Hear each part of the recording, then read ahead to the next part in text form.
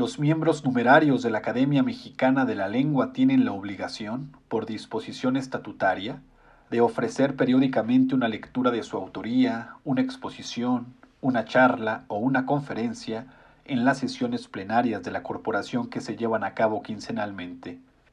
Dichas lecturas dejaron de ser privadas y adquirieron un carácter público, con el propósito de cumplir de mejor manera su función de difundir el conocimiento, no nada más de carácter lingüístico, sino de la cultura en beneficio de la sociedad. La Academia Mexicana de la Lengua es una entidad plural integrada no solo por escritores, lingüistas o filólogos, sino también por filósofos, historiadores, abogados, científicos, médicos, arqueólogos, artistas, etc. En ella convergen diversos pensamientos, ideas, visiones del mundo y posiciones políticas, de manera tal que la Academia es una corporación garante de la pluralidad y de la libertad de expresión. Sobra decir que la responsabilidad de las presentaciones y de las conferencias que cada uno de los académicos presente en esta sucesión de programas tiene un carácter individual, que no necesariamente refleja la posición de la Academia, apolítica por definición.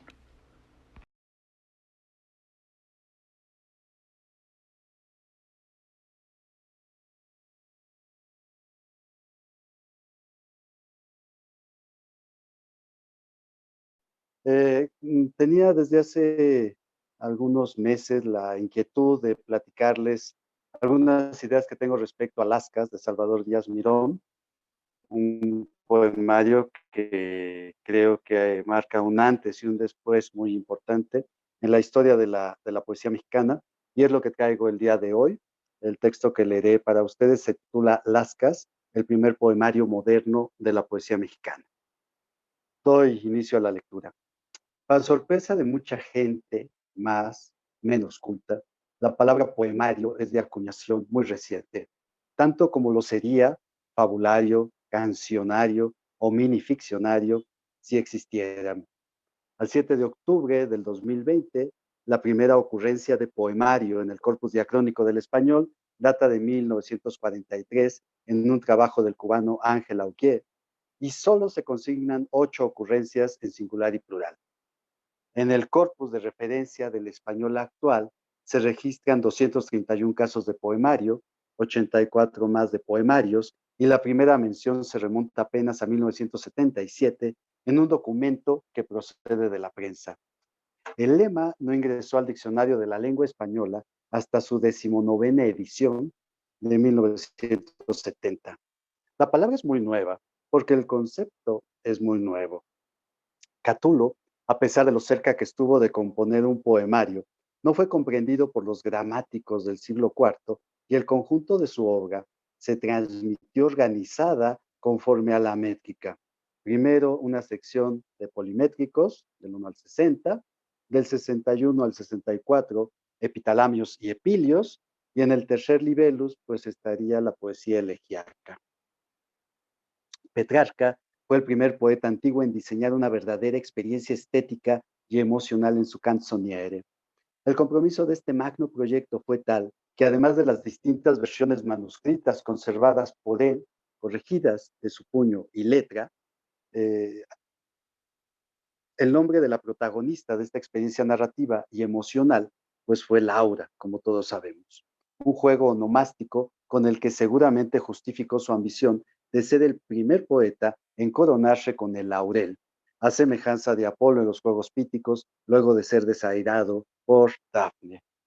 Los impresores más tempranos, en todo caso, no entendieron la sutil filigrana de variaciones y correspondencias que conducía desde los poemas in vita hasta las composiciones in morte, y simple y despiadadamente reorganizado los poemas como solía hacerse por comodidad a la hora de disponer el texto en sus diferentes folios.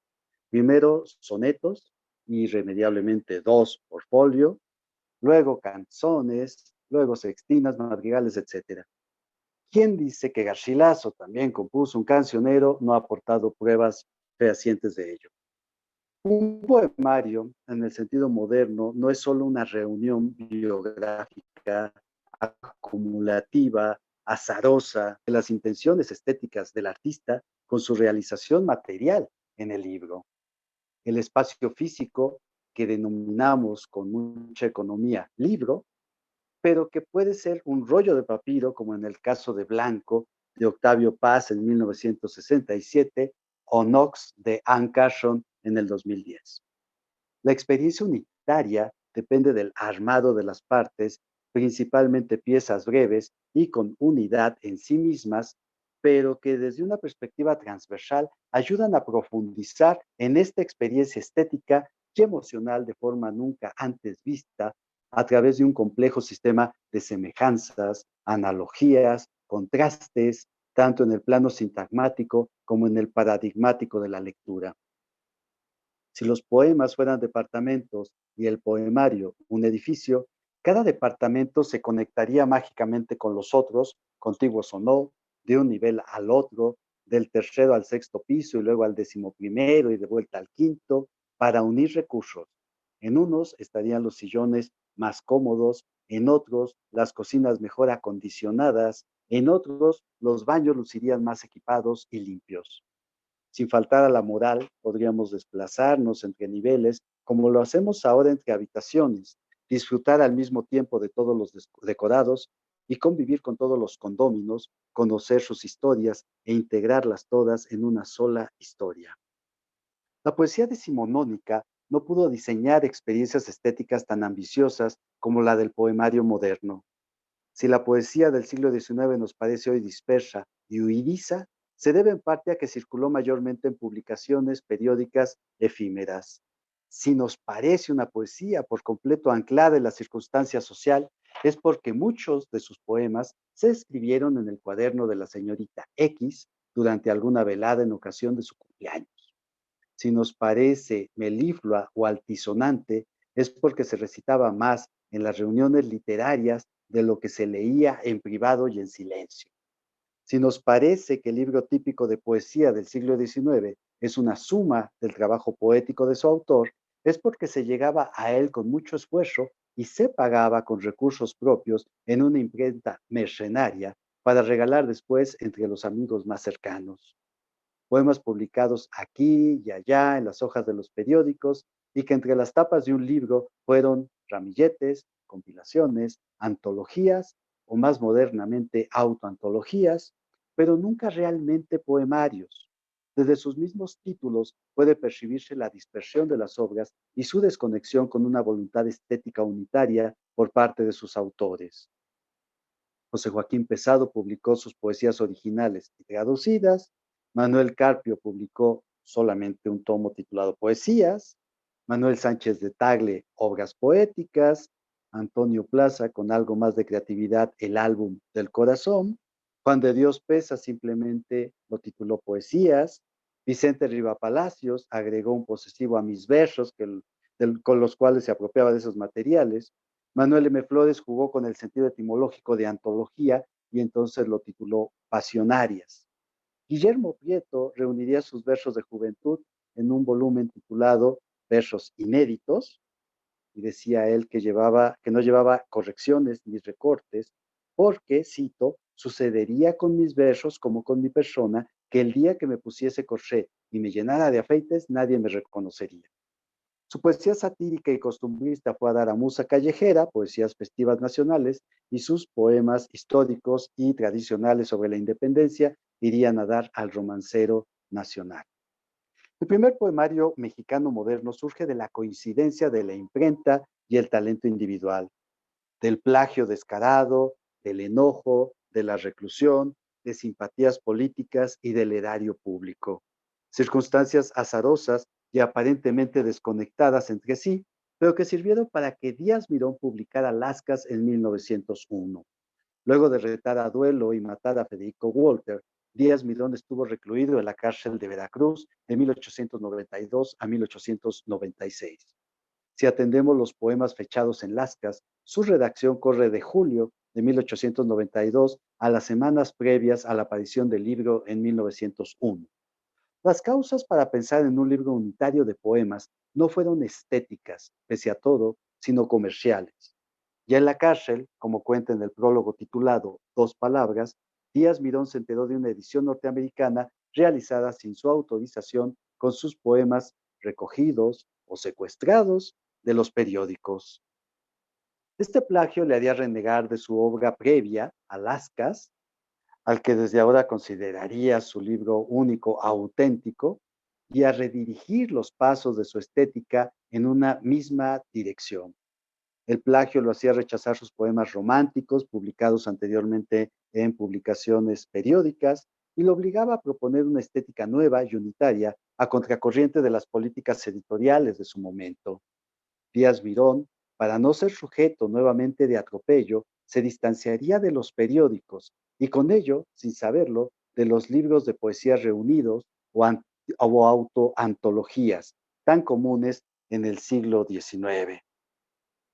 Dice Díaz Mirón, el pillaje que sufrí me aleccionó y en lo sucesivo abstúveme de pedir a las hojas volantes hospitalidad para mis rimas y perseveraré. Las prendas robadas carecen de mérito, pero tal circunstancia no atenúa el delito. Ellas son fruto de mi adolescencia fogosa e inexperta, que, siempre tratando de modelar deidades, confeccionó frecuentemente pausantes.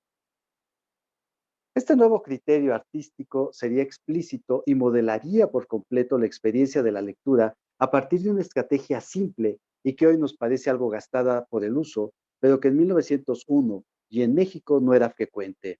Inaugurar el poemario con una composición meta-referencial que sirviera de ideario estético para el resto de las composiciones. El plan de un poema prologal, dos en realidad en el caso de Lascas, que diera unidad al conjunto, pudo provenir de Víctor Hugo. Ya en Les Chants de Crépuscule apuntaba Víctor Hugo que lesquels vers placés en tête de ces volumes indiquent la pensée qu'il contient. Les préludes expliquent le chant. Repetirá la fórmula en Le Rayon et les Ombres con un prólogo de prosa y un poema prologal, Pension du poète. ¿Qué fue lo que hizo de Lascas el primer poemario moderno? Un accidente. La negativa de Díaz Mirón a publicar sus poemas, primero en los periódicos, para huir del plagio, le permitiría confeccionar una estética personal con independencia del juicio moral de las masas. Esta estrategia le permitió burlar la severa vigilancia de la moral pública que frecuentaba los periódicos y de la que fue objeto de censura, entre otras obras, por ejemplo, Misa Negra de José Juan Tablada. Díaz Mirón, por el contrario, pudo diseñar una experiencia estética y emocional con total libertad de los juicios morales de los lectores y lectoras de la prensa. En los poemas prologales, por ejemplo, Díaz Mirón declara que sus versos son, cito, esquivos a cautas doncellas, cito, fin de la cita, pero en la epístola jocoseria se permitirá justificar la incorporación de ese erotismo explícito, casi descarnado, que reflejaba continuamente el que podía percibirse en la naturaleza. Dice en la epístola jocoseria Díaz Mirón, mientras haya en ciudad y cortijo gallineros que ostenten el rijo, y por calles en lúbricos tratos ardentías de perros y gatos, y en el aire y el muro y el suelo moscas tiernas a pares en celo, mi librillo en palacios y chozas ha de ser inocente a las mozas. Luego se centrará en episodios más psicalípticos de la Biblia para justificarse, quizás de manera mucho más persuasiva para la mentalidad de la época. Y Sodoma con fieros priapismos, amagando a los ángeles mismos, que se libran merced a un encanto. Y las hijas de Lot, y el rey santo, Betsabé, y el cadáver de Urías, y Tamar con Abnón, fruslerías. Lascas cumplió con todos los requisitos del poemario moderno. La contigüidad de diferentes obras poéticas facilitó la creación de asociaciones inéditas, donde la sexualidad de un poema debe atemperarse por la lectura de una poética que normaliza la introducción de estos temas en la poesía, primero, y de una elegía después, como recordarán a la muerte de su padre. A los dos poemas, justamente con ese tema, la muerte de su padre, más bien cortos, concentrados, sigue otro erótico explícito en más de un punto. Pepilla, cito algunos versos. ¿Cómo viste ropaje tan leve? Me da pesadumbres, pues él filtra y enseña vislumbres de la carne de rosa y de nieve. Después, un soneto sobre la música fúnebre de Verdi y dos sonetos hipertróficos, recordarán sin duda La Giganta.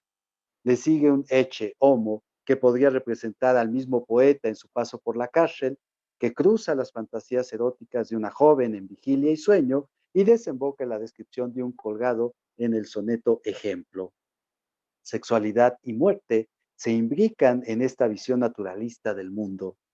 El poemario prosigue con estas sorprendentes modulaciones hasta llegar a la irrupción de Jesús en la celda en el poema El Fantasma, al erotismo en más de un punto incorrecto de idilio y al patetismo punzante de Paquito. Mamá, soy Paquito. ¿Qué agregó Lascas al horizonte de la poesía mexicana de esos años? La posibilidad de ver al libro, ese soporte material, como un proveedor de más ricas y complejas experiencias estéticas, sin pasar por el juicio de las masas, consideradas a menudo insensibles a la poesía. Un espacio físico complejo donde la contigüidad entre obras distintas permitía mitigar cada una de ellas en relación con las otras. Ofrecía continuidad al conjunto, por ello tan útiles los poemas prologales, pero al mismo tiempo sorprendía por su capacidad de variación. Al sumar un concierto de similitudes y contrastes con todos los matices que puede haber entre los poemas eróticos y funerarios, pero con muchos otros matices en esta rica paleta de colores que hay en Lascas. Desde su mismo título, en Lascas coincidió una nueva voluntad estética con la materialidad del libro, la poiesis con la tecné. No era la reunión de poemas sueltos, sino el resultado, las lascas, de un proyecto unitario, La Piedra. El poemario abrió la puerta del siglo XX a la modernidad poética y en cierta medida al poema extenso, aquel donde, escribió Octavio Paz en Contar y Cantar, cito, lo que llamamos desarrollo no es sino la alianza entre sorpresa y recurrencias, invención y repetición, ruptura y continuidad. Fin de la cita. Aquel donde, cito, las divisiones entre las distintas partes y los enlaces y articulaciones entre ellas servían para satisfacer la doble exigencia del poema moderno, la de la variedad dentro de la unidad y la de combinaciones entre recurrencia y sorpresa. Fin de la cita. A partir de Lascas, el poemario no era un proyecto de armonías y concomitancias, sino uno de intermitencias y contradicciones. El satisfacer poético que para Eduardo Milán, en Resistir, insistencia sobre el presente poético, define mejor la poesía latinoamericana del siglo XX. Cito a Eduardo Milán: la sorpresa, la imprevisibilidad, la carga intelectual, la idea, el juego verbal como artificio en sí mismo. Muchas gracias por su atención.